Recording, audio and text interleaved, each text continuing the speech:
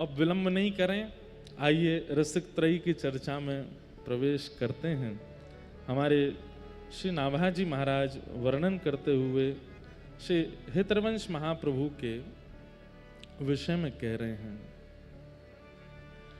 श्री हरिवंश गुसाई भजन की रीत सकृत को जानी है, श्री राधा चरण प्रधान हृदय अति सुदृढ़ उपास, कुंज केली दंपति तहाँ की करत खवास, सर्वस महाप्रसाद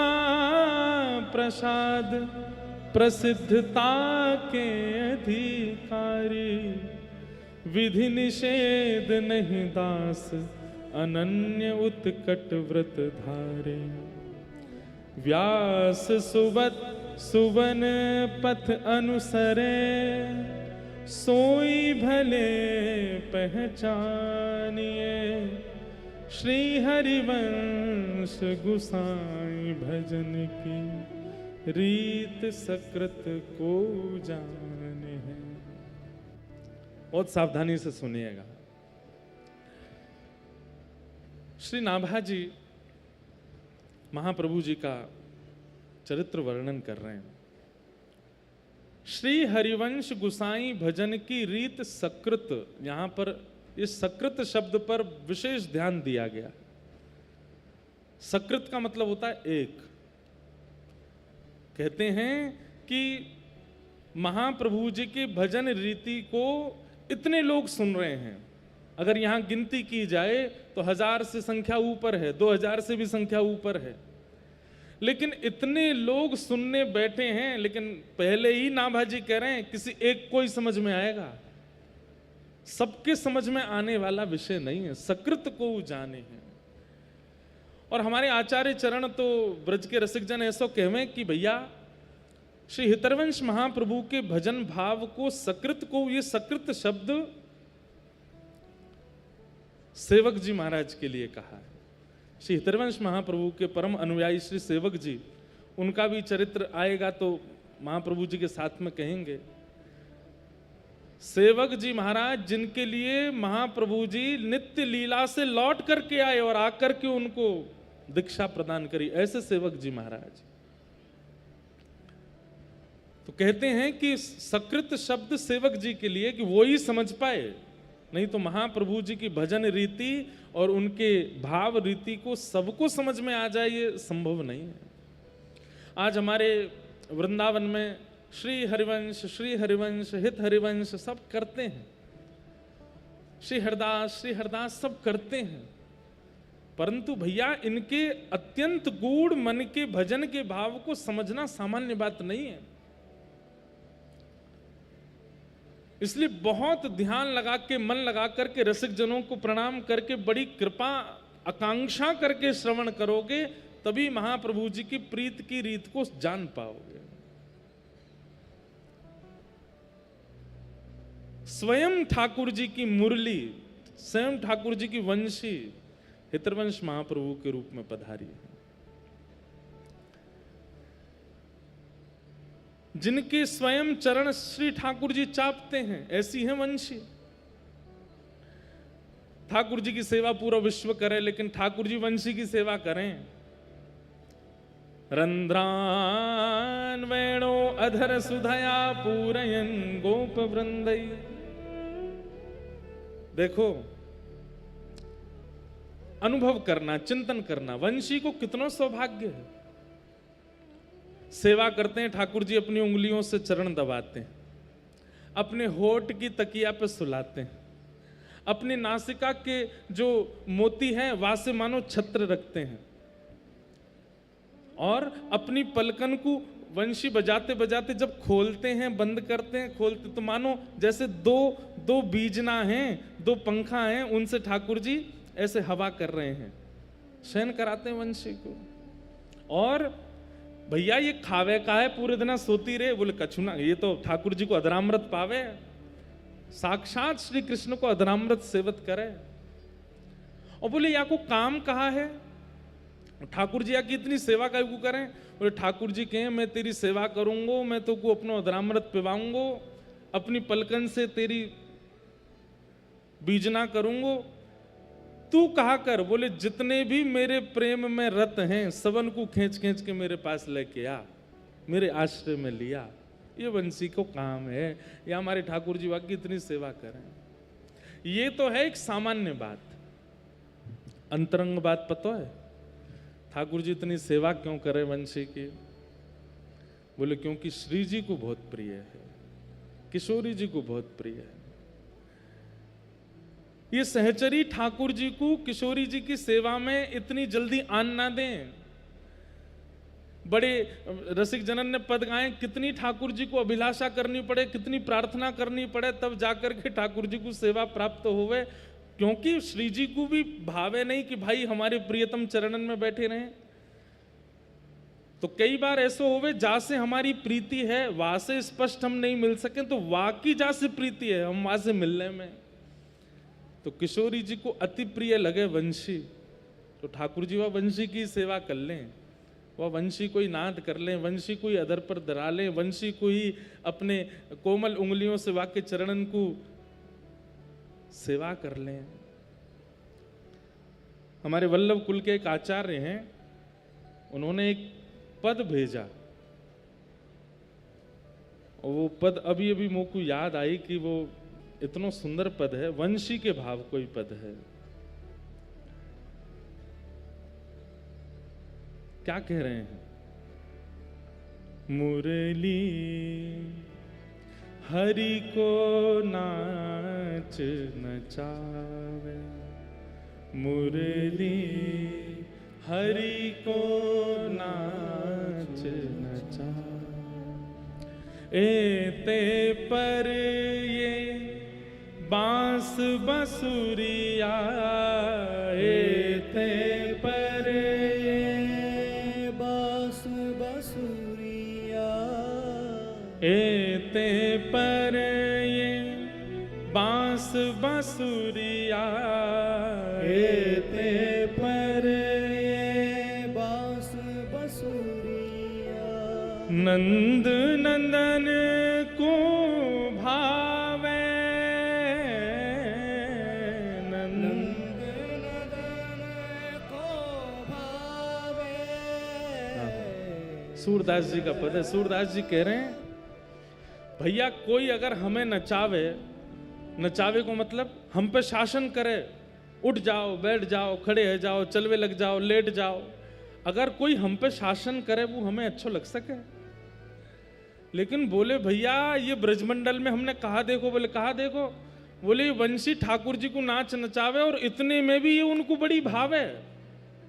एते पर ये बांस बसुरिया, एते पर ये बांस बसुरिया, नंद नंदन को भावे, नंद नंदन को भावे, मुरली हरि को नाच नचावे, मुरली। हरि को नाच नचावे। और इतना ही नहीं है, या वंशी के कारण महाराज जी कोई भारी वस्तु उठाई जाए, अभी कोई भारी ये स्पीकर धरो, यही को उठावे मैं अपने पाम भी टेढ़े कर लूंगो, कमर भी झुका लूंगो, अपने हाथ भी टेढ़े कर लूंगो। भारी वस्तु उठावे में टेढ़ो मेढ़ो होनो ये तो स्वभाव है मानव को। लेकिन हमारे ठाकुर जी ने जब गिरिराज जी धारण किया तो बिल्कुल सीधे खड़े हैं, त्रिभंगी नहीं है ठाकुर जी। श्रीनाथ जी देखो बिल्कुल सीधे खड़े हैं, दोनों पाम सीधे, कमर सीधी, मुख भी सीधो, बस ये हाथ ऐसे करके ठाकुर जी ठाड़े हैं। लेकिन 50 ग्राम की 100 ग्राम की वंशी को जैसे ही धारण करें सो महाराज पाम भी टेढ़े है जाए, कमर भी टेढ़ी है जाए, मुख भी टेढ़ो है जाए, मानो जैसे कितनो भार लग रहे हो। बोले भार नहीं है तो भैया टेढ़ो भारी वस्तु को उठावे में ही ना हो जाए, कई बार अत्यंत पूजनीय वस्तु आ जाए तो वाके सामने भी टेढ़ो हो जाए, झुको जाए, ने धीमो हो जाए। टेढ़े ठाड़े रहत अधीनता के हुए, ठाड़े रहत अधीनता के वे सकुच न बोलत बात, सकुच न बोलत बात। वह निधरक आज्ञा करवावत, वह निधरक आज्ञा करवावत। ने कहूँ नहीं लजात, ने कहूँ नहीं लजा। अरे ठाड़े रहत अधीनता के हुए। ठाकुर जी वंशी को धारण करने के लिए कैसे अधीन रहेंगे। राधारमण जी को देखो, बंगला बने हैं, पुष्प के बने हों, फलन के बने हों, 56 भोग ऐसे खड़े रहेंगे। अरे एक सामान्य सी बात है कि अगल बगल अगर कुछ योजना बनी है तो नेक हम इधर भी देखेंगे, इधर भी, पर ठाकुर जी ऐसे ही खड़े रहेंगे, राधा वल्लभ जी ऐसे ही खड़े रहेंगे, बिहारी जी ऐसे ही खड़े रहेंगे। क्यों? वंशी हाथ में है। बोले वाक्य लैया इतने अधीन खड़े रहे तत्पर। और सकुच न बोलत बात, सकुचाते हैं, उसके आगे बोलते नहीं है ठाकुर जी। ये गोपियां आपस में चर्चा कर रही हैं। और वह निधरक आज्ञा करवावत, और वो वंशी ठाकुर जी को आज्ञा करवावे, ने कहूं नहीं लजात। अरे कभी विचार ना करें, जगत नियंता जगदाधार परमेश्वर परमात्मा को अपने अधीन करके रखे। मुरली हरि को नाच नचावे, मुरली हरि को नाच नचा। और ये वंशी कैसी है? जब जानत अधीन भये हैं, जब जानत अधीन भये हैं। जैसे ही या वंशी को पता चले कि लाला मेरे अधीन है गयो है, श्री ठाकुर जी मेरे अधीन है गए, तो क्या करे? देखत ग्रीव नवात, देखत ग्रीव नवात। ठाकुर जी जब वंशी बजाते बजाते अधीन है जाए तो कैसे बजाने लगे? ये हस्त कमल तो ऊपर को चलो जाए और ये मुखमंडल ठाकुर जी को इधर को झुक जाए, और ऐसे है करके ठाकुर जी अधीन है गए हैं वंशी के। अपनी ग्रीवा को झुका लें, अपनी गर्दन को झुका लें ठाकुर जी।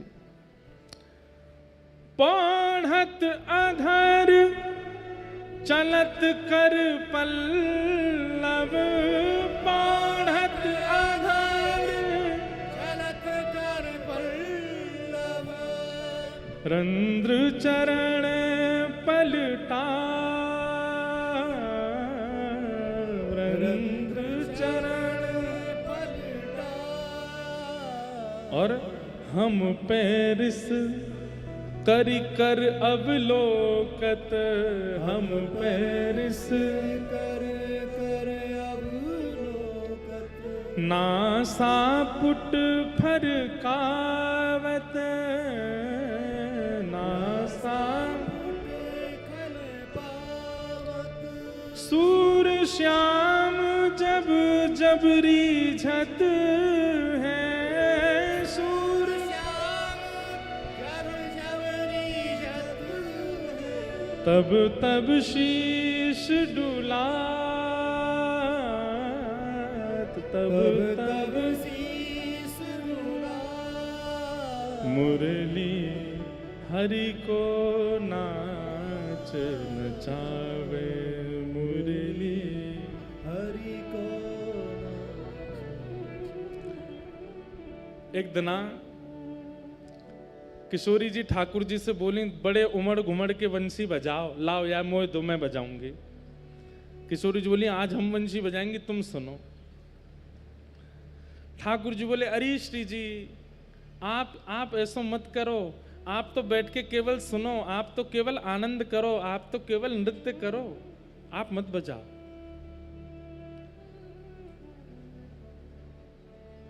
सब ललता विशाखा बोली क्यों डर रहे हो कि तुम तो बढ़िया बजा देंगी?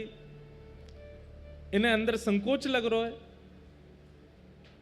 ठाकुर जी बोले नहीं नहीं, संकोच की बात ना है, श्री जी तो भैया हम तो बढ़िया ही बजाएंगे, लेकिन हे श्यामाजू आप तो केवल सुनो, आप मत बजाओ। किशोरी जी बोली आज तो यही हट है कि हम बंशी बजाएंगे, हमें बंशी दो। ठाकुर जी बोले अरे नहीं स्वामिनी जी, आप तो विराजी रहो, आप तो बस श्रवण करो। ललिता विशाखा इतने तो पहुंच गई, हाथ पांव पकड़ लिए। ठाकुर जी को दो हमें बंशी, आज श्री जी बजाएंगे। और वंशी ले जाकर के किशोरी जी को पधराते, बोले आप वंशी बजाओ।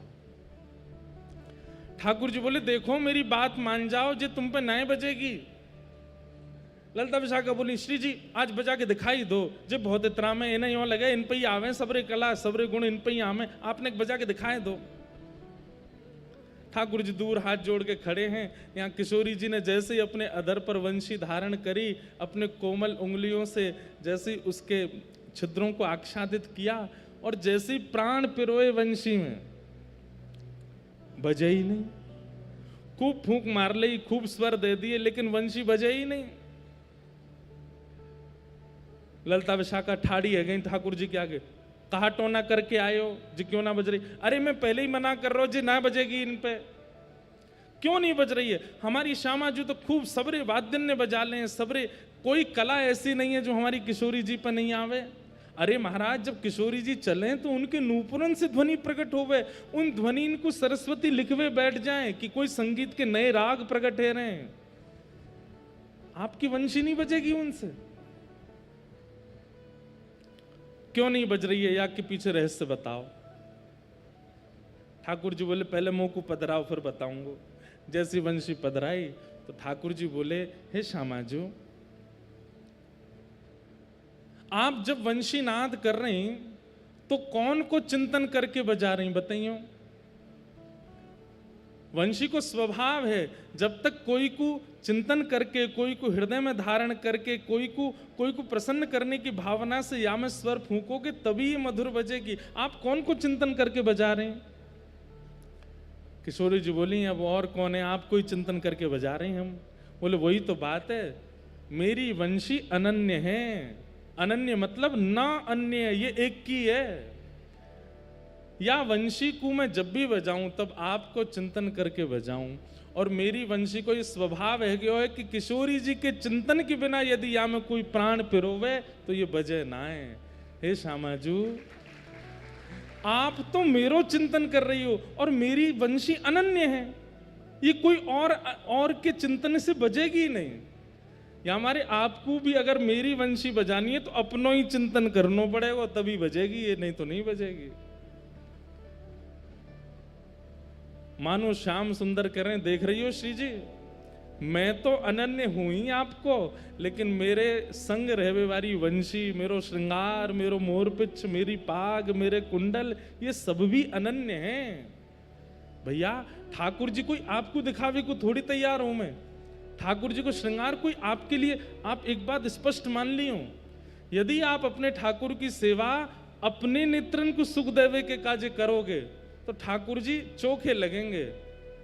लेकिन ये विचार करोगे कि आज शाम सुंदर निकुंज में जाएंगे, किशोरी जी भा जाएंगी, नहीं कि नहीं अच्छो से तैयार कर दूं। वादना देखियो ठाकुर जी कैसे सुंदर तैयार होंगे, बार बार बलियां लेवे को मन होएगा, ऐसा होगा कि ठाकुर जी को नजर नहीं लग जाए। क्योंकि श्री ठाकुर जी को एक एक अंग अनन्य है किशोरी जी के लिए। वो मोर पिच धारण करें, वो पीतांबरी पहने, वो वंशी धारण करें, जो भी कछु धारण किए सब किशोरी जी के सुख के लिए है। और वही वंशी श्री हितरवंश महाप्रभु के रूप में आई है।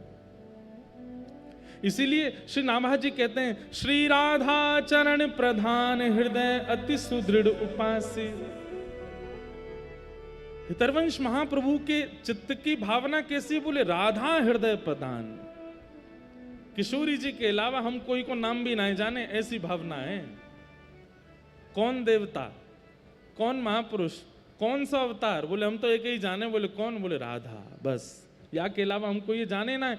क्यों? क्योंकि अब से नहीं भैया, ये द्वापर युग से ही अनन्य है किशोरी जी के। स्वयं श्याम सुंदर भी यदि कभी चाहें कि मैं वंशी में, इसीलिए वंशी, मुरली और वेणु ये अलग अलग हैं।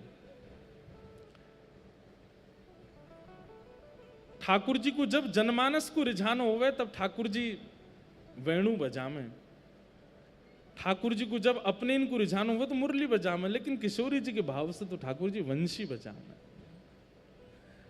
और ये वंशी अनन्य है, केवल किशोरी जी के लिए है और किसी के लिए नहीं। इसीलिए वही वंशी जब हितवंश महाप्रभु के रूप में आए तो अनन्य भाव किशोरी जी के लिए। इसीलिए नाभाजी कहते हैं श्री राधा चरण प्रदान हृदय अति सुदृढ़ उपास्य। अरे ठाकुर जी भी पीछे हैं, पहले किशोरी जी, पहले लाडली जी। एक बार एक रासलीला है रही कथा में, तो कछु प्रसाद बनो, तो हम मंच पे गए, प्रिया प्रियतम दोनों जो स्वरूप सरकार उनको पवाने के लिए। सामान्य सी बात है, हम लोगों ने ज्यादा पता तो है नहीं, हम सीधे गए प्रसाद लेकर के, जैसे ही ठाकुर जी को पवाने लगे, जो ठाकुर जी को स्वरूप बने, तो मोह इशारों का करें, पहले इन्हें पवाओ, बगल में जो श्री जी बैठे हैं पहले इन्हें पवाओ। मैंने कि अच्छा, और फिर जैसे ही मैं पवाने लगा तो मुझे बोले पूरा मत पवाइयो, नेक पवाइयो, और प्रसादी फिर मोह पवाइयो। मतलब हमारे यहाँ की रास लीला में स्वरूप सरकार भी या भाव से विराजे कि ये श्री जी हैं, इनको प्रसादी हमको पानो है, वही भाव से।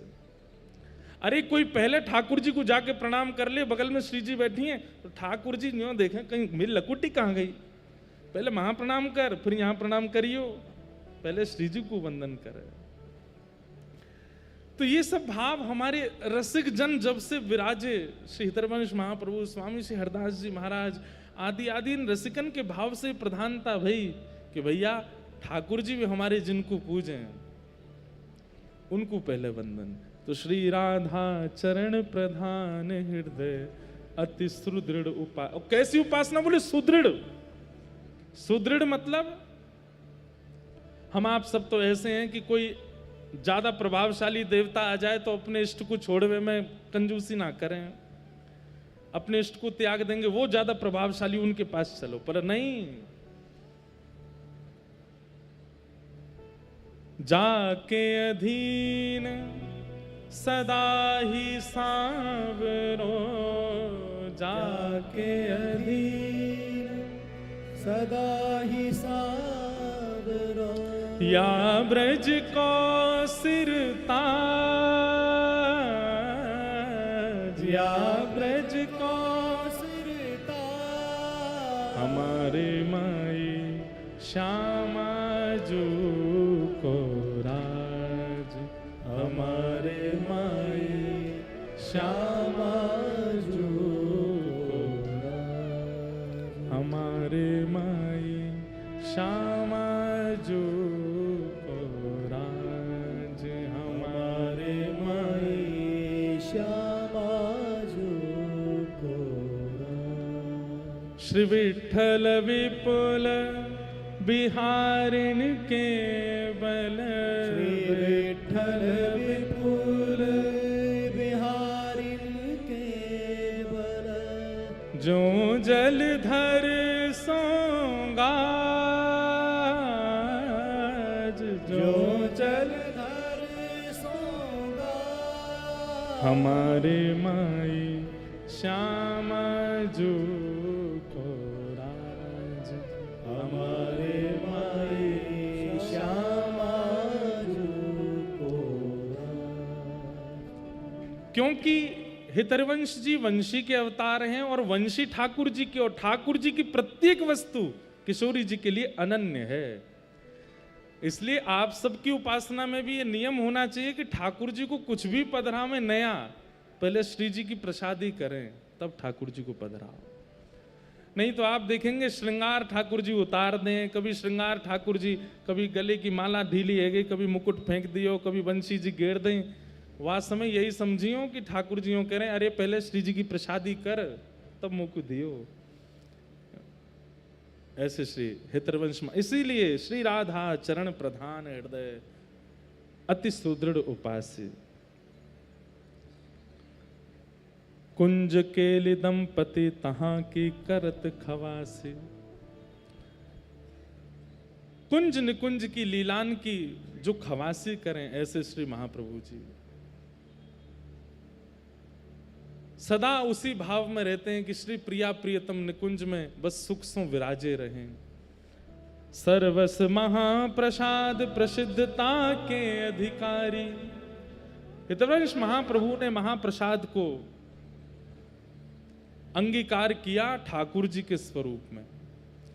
चरित्र में आती हैं लीलाएं, कथाएं हम सब सुनेंगे कि महाप्रभु जी जल भी पान करते हैं तो श्री प्रिया प्रियतम जी को पधरा के, वा के अलावा कुछ भी ग्रहण नहीं करेंगे महाप्रसाद को।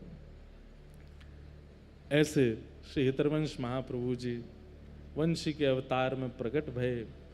उनके पावन चरित्र को हम आप सब लोग श्री गिरिराज जी की तलेटी में बैठ करके श्रवण करें भाव से। आपके पूज्य पिताजी श्री व्यास मिश्र जी और माताजी तारा मैया, आप दोनों ही देवबंद नाम के एक स्थान में निवास करते थे, लेकिन संतान नहीं थी, इसलिए बड़े व्याकुल थे। और संतान के पीछे व्याकुलता का कारण ये नहीं है कि भाई जो आजकल के लोगों को होता है कि हमारी संपत्ति बढ़ावे या पुम नामक नरक से तारे आदि आदि भाव होते हैं लोगों के। संतान के पीछे भी कामना क्यों है संतान की, वो भी एक विशेष बात है। नंद बाबा के हृदय में भी कामना थी कि हमारे लाला होए, लेकिन किस भाव से? कामना के पीछे कारण क्या है?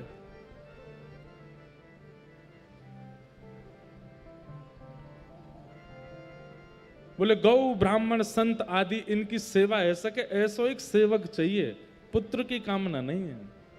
सेवक की कामना से पुत्र की याचना करी, ठाकुर जी आ गए। श्री व्यास मिश्र जी के चित्त में भी भावना ऐसी थी कि ऐसे बालक घर में जन्मे जासे धर्म प्रचार भक्ति प्रचार की योजना बन सके। एक दिन आपके बड़े भैया श्री नृसिंह आश्रम जी महाराज, जो कि विरक्त हो चुके थे, उनके अनेक अनुयायी थे। एक दिन वो भ्रमण करते करते देवबंद आए, तब आप अपनी पत्नी के साथ उनको प्रणाम करने गए, श्री व्यास मिश्र जी तारा मैया के साथ। इन्हीं के बड़े भैया हैं, लेकिन हमारे यहाँ नियम है कि विरक्त हो संन्यास हो जाएं तो फिर उसके बाद पूर्व संबंधों को इतना विशेष महत्व नहीं, सब समान होते हैं। नरसिंह आश्रम जी को प्रणाम करने के लिए गए तो नरसिंह आश्रम जी ने जब तारा मैया का मुख देखा तो बोले, बहू आपके मुखमंडल की भावना से तो ऐसा लगता है कि आप किसी बात से उदास हो, क्या बात है? बहुत ध्यानपूर्वक सुनिएगा। तब आपने कहा कि एक संतान की कामना है, एक पुत्र हो परिवार में। नृसिंह आश्रम जी दिव्य दृष्टि वाले थे, उन्होंने देख करके ये अनुमान लगा लिया था कि इस जन्म नहीं, अगले जन्म में भी संतान की योजना तो नहीं है इनके यहाँ। उन्होंने ऐसे एक प्रवचन जैसे कर दिए कि लाली अब देखो जैसी ठाकुर जी की इच्छा है, अब उसी इच्छा को ही सर्वोपरि मानो, जैसी व्यवस्था व्यवहार है उसी में ही राजी रहो। तारा मैया बोली, व्यास मिश्र जी तो शांति बैठे थे, लेकिन तारा मैया बोली, तो प्रभु अगर प्रारब्ध में जो लिखा है, भाग्य में जो लिखा है उसी पर चलना है, तो फिर महापुरुषों के प्रणाम का क्या फल है? अब हमारे भाग्य में लिखा है कि आगे चल के हमको गिर जाना है, आगे चल के हमारा पतन हो जाना है, आगे चल के हमारे जीवन में जो भी होना है, तो फिर महापुरुषों के प्रणाम में इतना भी बल नहीं कि किसी का भाग्य परिवर्तित हो सके।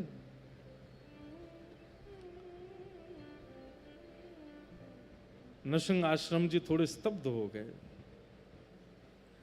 मन में विचार करने लगे कि तर्क होता तो उत्तर देता, वितर्क होता तो उत्तर देता, कुतर्क होता तो भी उत्तर देता, लेकिन तर्क वितर्क कुतर्क नहीं है, यहां तो भक्ति साधन और महापुरुषों की कृपा पर प्रश्न है। महापुरुषों को हम प्रणाम ही क्यों करें, उनके पास जाएं क्यों, हम सत्संग करें क्यों? भाई भाग्य में लिखा है उसको भोगेंगे, क्यों? इनके प्रणाम से कुछ होना तो है नहीं, इनके दर्शन से कुछ होना तो है नहीं।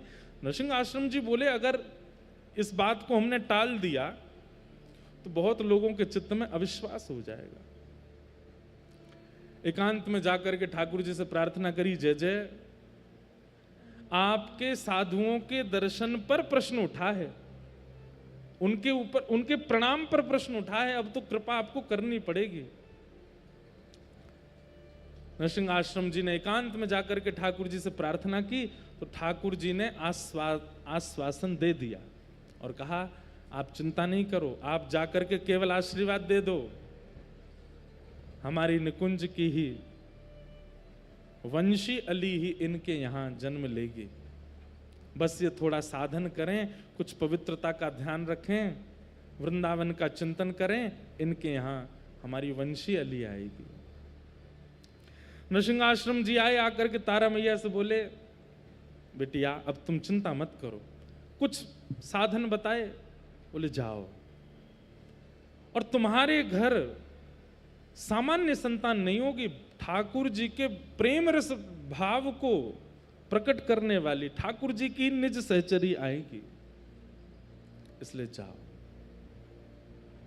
और प्रणाम करके व्यास मिश्र जी तारा मैया दोनों चले गए। अब देखो कितनी अच्छी बात, गर्भ में जो बालक है वो बालक भगवत भक्त है, उसका प्रमाण गर्भावस्था के समय ही मां को हो गया। वर्णन करते हैं कि तारा मैया जब रात्रि में शयन करती हैं और तभी गर्भ में श्री हितरवंश महाप्रभु का आगमन हुआ है, तो आपकी स्थिति कैसी है कि लेटे लेटे सोते सोते आपको निकुंज के दर्शन होते हैं, आपको यमुना जी का प्रवाह दिखने लगता है, आपको सुंदर इत्र की सुगंधी आने लगती है, और तभी मैया हड़बड़ा के उठ जाती हैं और उठ करके तभी व्यास मिश्र जी पूछते हैं क्या हुआ, आप क्यों इतना घबरा गई? बोले पता नहीं, सघन कुंज का दर्शन हो रहा था, यमुना जी का निर्मल जल प्रवाह दिख रहा था, बड़ी सुंदर सुंदर कुंज दिख रही थी, अच्छी सी एक सुगंधी आ रही थी, कभी लगता था जैसे मानो गुलाब के पुष्प की हो, मोंगरे के पुष्प की हो। व्यास मिश्र जी बोले आपने कुछ सोचा होगा इसलिए वो चिंतन में आ गया होगा, सो जाओ।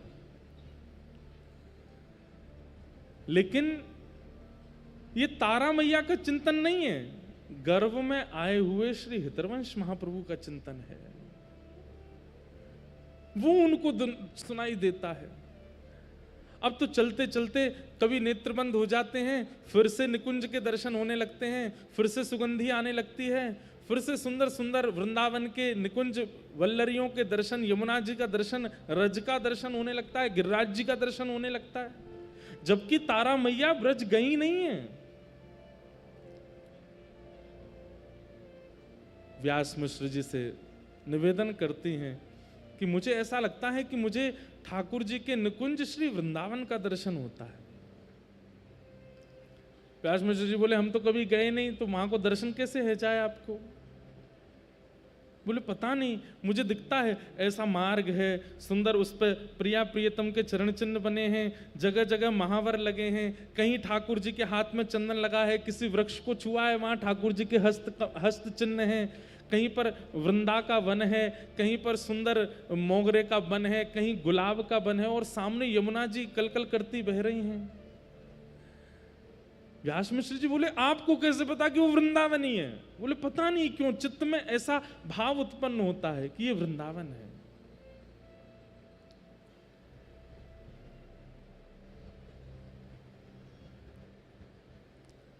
अब तो निवेदन करने लगी कि एक बार वृंदावन ले चलो। व्यास मिश्र जी बोले ऐसी अवस्था में कैसे लेके चलें आपको? बोले एक बार ले चलो बस, क्योंकि जैसे एक भूखे व्यक्ति को व्यंजन का स्मरण होता है, प्यासी व्यक्ति को जल का स्मरण होता है, ऐसे एक प्रेम विरही व्यक्ति को धाम का स्मरण होता है। और उस समय यदि धाम का आस्वादन ना कराया जाए तो प्यासे की स्थिति और भूखे की स्थिति के समान पीड़ा होती है।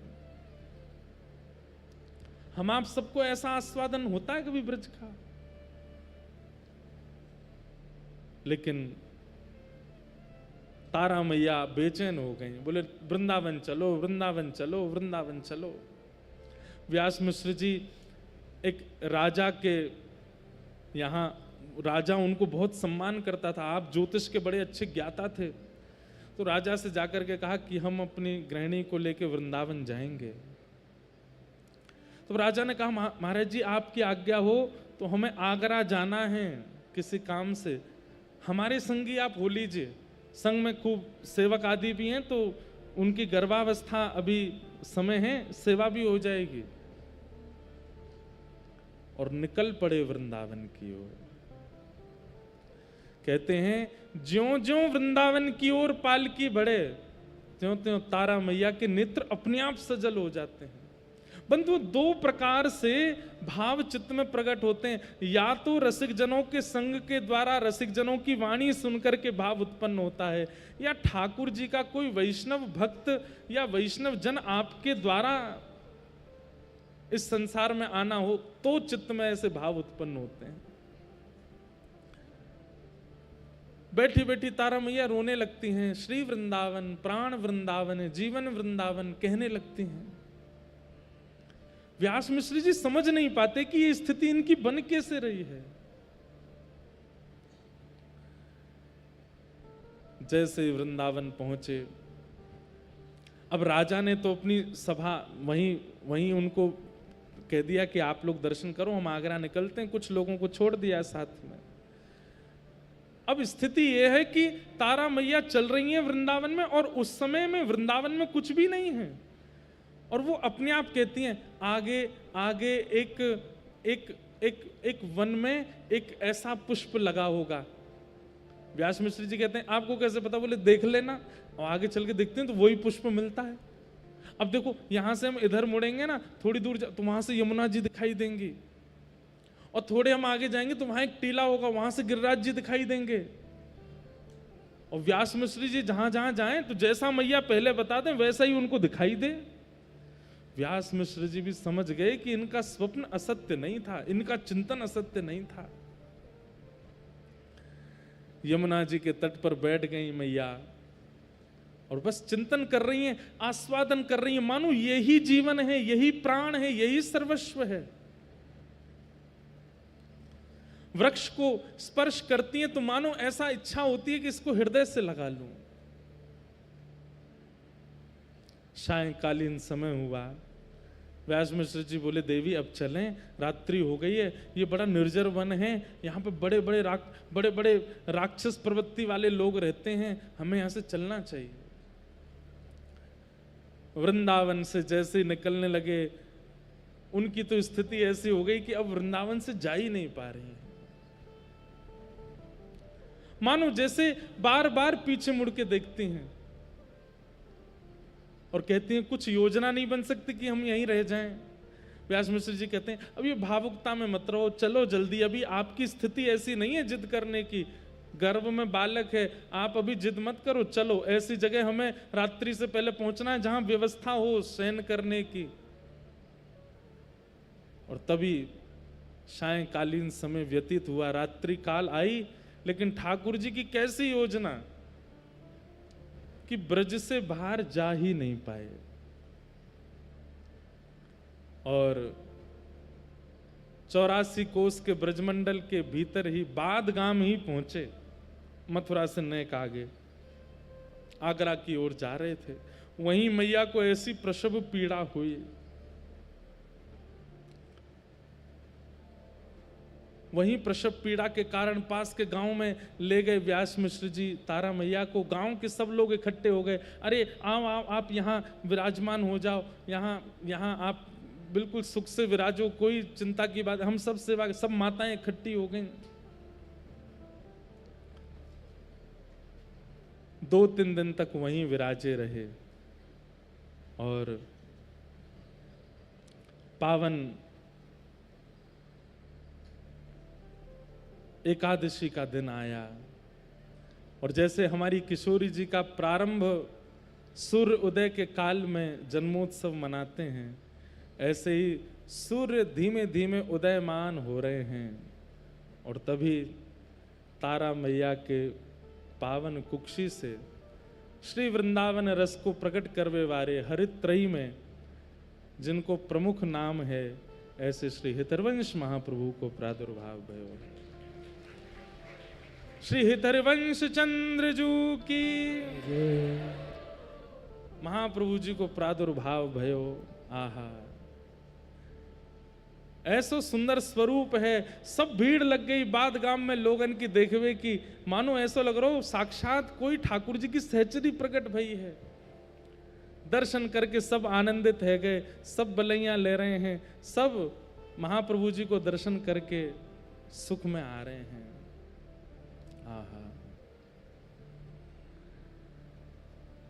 पूरे ब्रजमंडल में धीमे धीमे ये चर्चा फैलने लगी। अब जहां जहां रसिक स्थिति वाले थे वे सब मानो धीमे धीमे उन सबके चित्त में ही अपने आप भाव उत्पन्न होने लगा कि ये कोई रसिकाचार्य ही आए हैं, ये कोई महापुरुष ही आए हैं।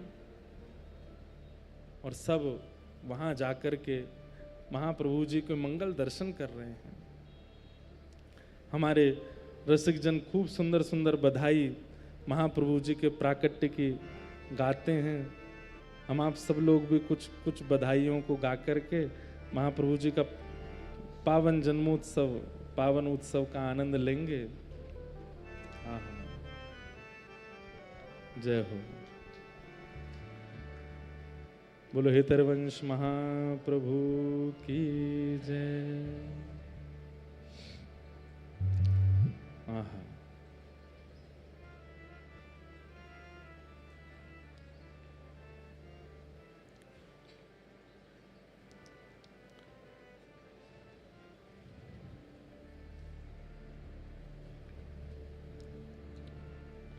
श्री राधा वल्लभ लाल की जय। आज के आनंद की। महाप्रभु जी के पावन जन्मोत्सव को सब ब्रजवासी बड़े भाव से मना रहे हैं। बाबा इतने कछु पुष्प मंगाए लियो, बधाई गाएंगे तो सब मैंने कछु बधाई को वितरण महाराज जी के हस्त कमल से है जाएगो। आहा,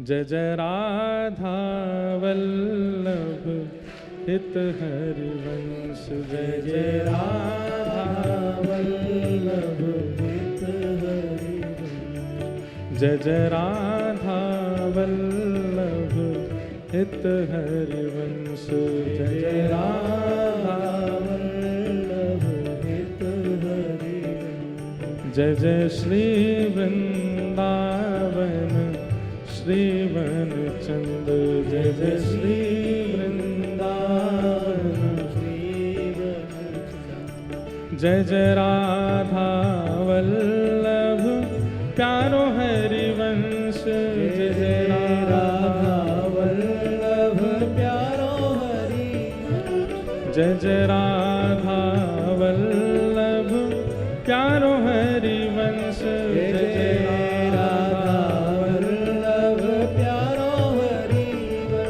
जय जय श्री वृंदावन श्रीवन चंद्र, जय जय श्री वृंदावन श्रीवन चंद्र, ओ जय जय श्री वृंदावन श्रीवन चंद्र, जय जय श्री वृंदावन श्रीवन चंद्र, ओ जय जय राधा वल्लभ प्यारो हरिवंश,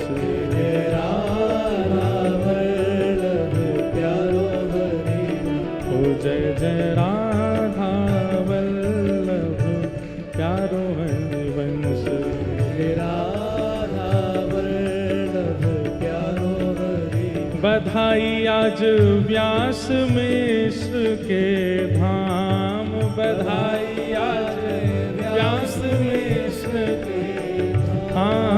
बधाई आज व्यास मिश्र के धाम। बधाई आज व्यास मिश्र के धाम। हाँ प्रगति भुव की वर्षी हो, प्रगति भुव की वर्षी। हाँ प्रगति भुववंशी रस हो, प्रगति भुववंशी रस हो। बधाई आज व्यास मिश्र के धाम। बधाई आज व्यास मिश्र के हाँ बधाई आज व्यास मिश्र के धाम।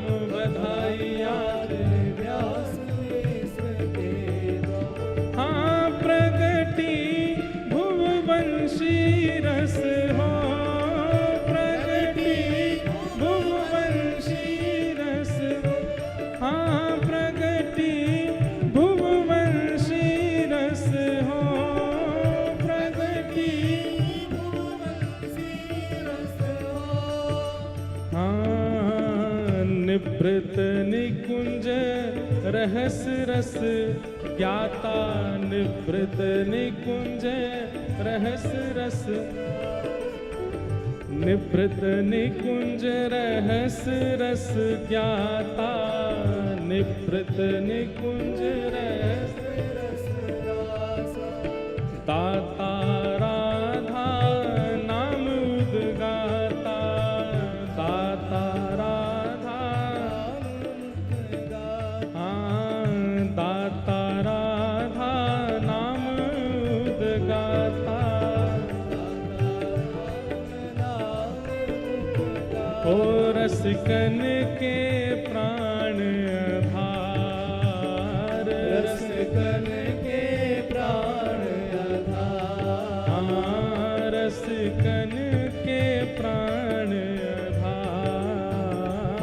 रसिकन के प्राण आधार। हाँ प्रगति भुव वंशी रस की हो, प्रगति भुव वंशी रस की हो। हाँ प्रगति भुव वंशी रस की हो।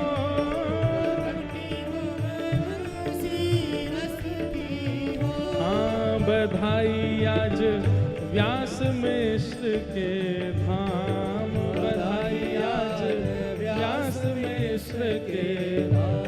हे बधाई आज व्यास मिश्र के धाम। बधाई आज व्यास मिश्र के धाम। हे प्रगट भुव वंशी रस की हो, प्रगट भुव वंशी रस की हो। हे प्रगट भुव वंशी रस की हो। श्री राधा वल्लभ लाल की।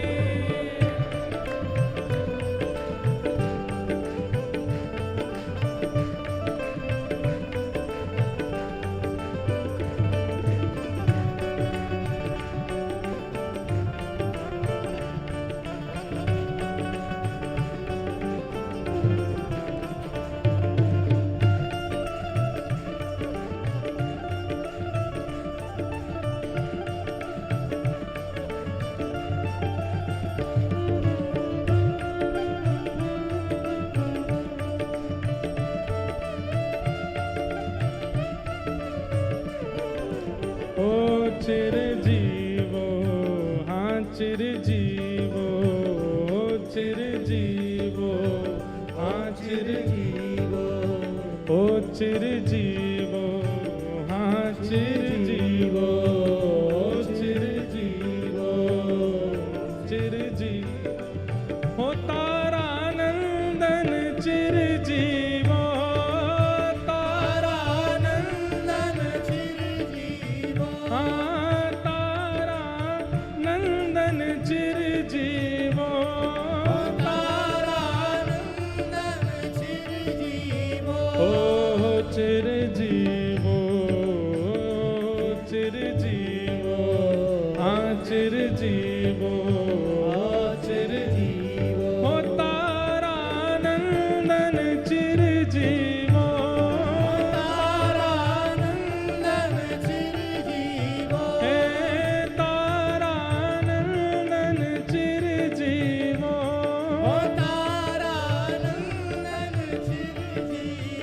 हित सो देत आशीष बंधु जन, हित सो देत आशीष बंधु जन, हित सो देत आशीष बंधु जन, हित सो देत आशीष बंधु जन, हित सो देत आशीष बंधु जन, हित सो देत आशीष बंधु, ओ चिर जीवो चिर जीवो चिर जीवो चिर जीवो, चिर जीवो चिर जीवो चिर जीवो चिर जीवो, तारानंदन चिर जीवो, तारानंदन चिर जीवो, तारानंदन चिर जीवो, तारानंदन चिर जीवो, वृंदावन हित रसिक मुकुटमणि, वृंदावन हित रसिक मुकुटमणि, वृंदावन हित रसिक मुकुटमणि, वृंदावन हित रसिक मुकुटमणि, रस उद्धारक छंद मुकुटमणि, रस उद्धारक चिर जीवो चिर जीवो चिर जीवो चिर जीवो, चिर जीवो चिर जीवो चिर जीवो चिर जीवो, तारानंदन चिर जीवो, तारानंदन चिर जीवो, हरि की वंशी चिर जीवो, हरि की बंसी चिर जीवो, तारानंदन चिर जीवो, तारानंदन चिर जीवो, चिर जीवो चिर जीवो चिर जीवो चिर जीवो, चिर जीवो चिर जीवो चिर जीवो चिर जीवो, तारानंदन चिर जीवो, तारानंदन चिर जीवो, हरि की वंशी चिर जीवो, हरि की बंसी चिर जीवो, तारानंदन चिर जीवो, तारानंदन चिर जीवो, हरि की वंशी चिर जीवो, हरि की बंसी चिर जीवो, बधाई है बधाई है बधाई है बधाई है, वृंदावन की बधाई है, वृंदावन की बधाई है, रस किली की बधाई है, रसकंद की बधाई है, वृंदावन को बधाई है, वृंदावन की बधाई है, बधाई है बधाई है, बधाई है बधाई है, तारानंदन की बधाई है, बधाई तारानंदन की बधाई है, तारानंदन की बधाई है, बधाई है बधाई है, बधाई है ओ बधाई, चिर जीवो चिर जीवो चिर जीवो चिर जीवो चिर जीवो